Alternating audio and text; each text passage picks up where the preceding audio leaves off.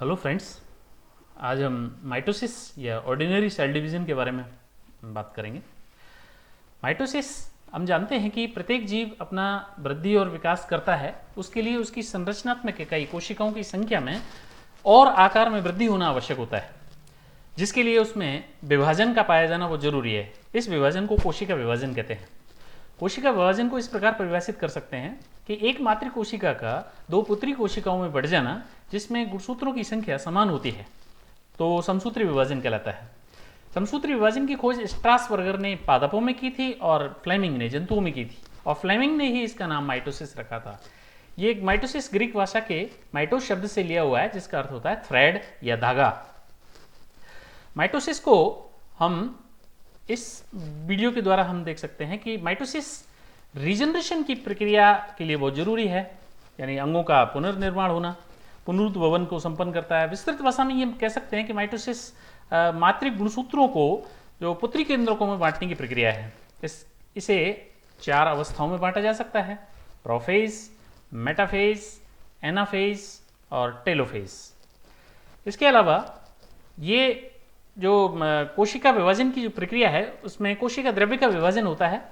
इसके बाद और कोशिका द्रव्य विभाजन के बाद में दो पुत्री कोशिकाएं अलग अलग बढ़ जाती हैं। इसके बाद कोशिका द्रव्य विभाजन के बाद में एक ऐसी इंटरफेज अवस्था भी आती है जिसमें पदार्थों का संग्रह होता है और उसमें जेनेटिक मटेरियल की बढ़ोतरी होती है।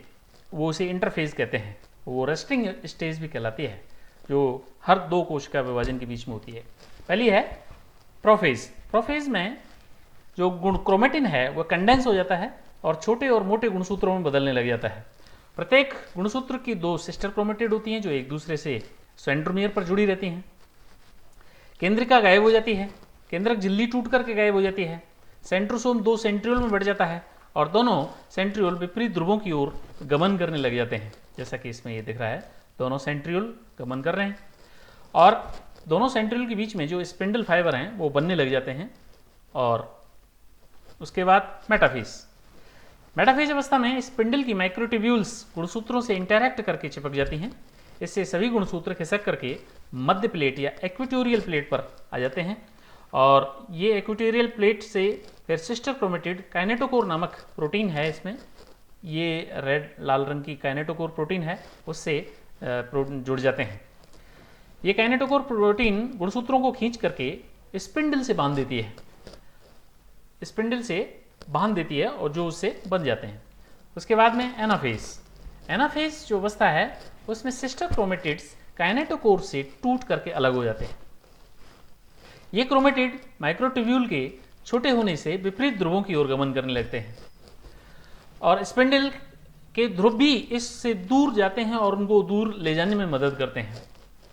जब गुणसूत्र पूर्णतः पृथक हो जाते हैं तो उसके बाद ही एनाफेज कंप्लीट होती है और गुणसूत्र धीरे धीरे विपरीत ध्रुवों की ओर गमन करने लगते हैं, जैसे कि ये धीरे धीरे गमन कर रहे हैं। उसके बाद चौथी है टेलोफेज। टेलोफेज अवस्था, इसमें पुत्री गुणसूत्र ध्रुवों पर पहुंच जाते हैं और गुणसूत्र पतले और लंबे होकर के क्रोमेटिन जाल बनाते हैं और केंद्रक झिल्ली का निर्माण होने लगता है। केंद्रिका भी पुनर्निर्मित होने लगती है तो इस प्रकार से ये एक कोशिका दो पुत्री कोशिकाओं में बढ़ जाती है।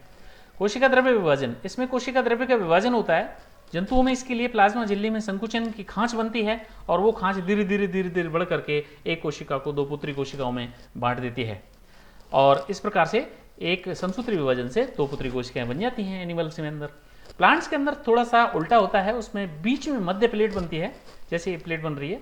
मध्य प्लेट बनने के बाद में वो प्लेट दोनों झिल्लियों से जुड़ जाती है और इस प्रकार से एक पादप कोशिका दो पुत्री कोशिकाओं में बढ़ जाती है। तो ये समसूत्री विभाजन दो कोशिकाओं को, एक कोशिका को दो पुत्री कोशिकाओं में बांटने की विधि है।